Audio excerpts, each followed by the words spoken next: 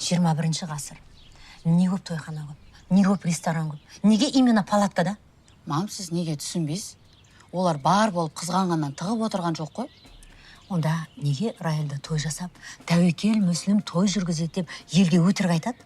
Олар сіздерден ұялып сол жерде жасағысы келді. Ой, қызым, білмеймін. Бір ресторан табылмады дегенге адам сене ма? Всегда қызым сен үшін барлығы. Сенің айтқаның болады деп өзіңіз айтатын едіңіз ғой. Енді ол бөлек әңгіме ғой. Қараш, ертең мен пазор болам.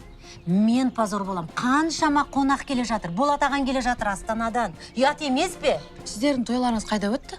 Біздің той жатақханада өтті. Жатақхананың столовыйында өтті. Өйткені ол кезде заман басқа болды. Қазір заман басқа. Тойхана мұнда да тұр, мұнда да тұр. Ну вот, енді какая разница? Столовыйда ма, палаткада, ресторанда. Ол біздің бақытты болуымызға, болмауымызға ешқандай әсерін тигізбейді. Былай істейікші, мен саған ақша берем. Мәселе ақшада емес. Енді неде, жаным, енді неде?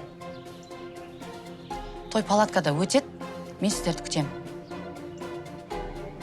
Асыл.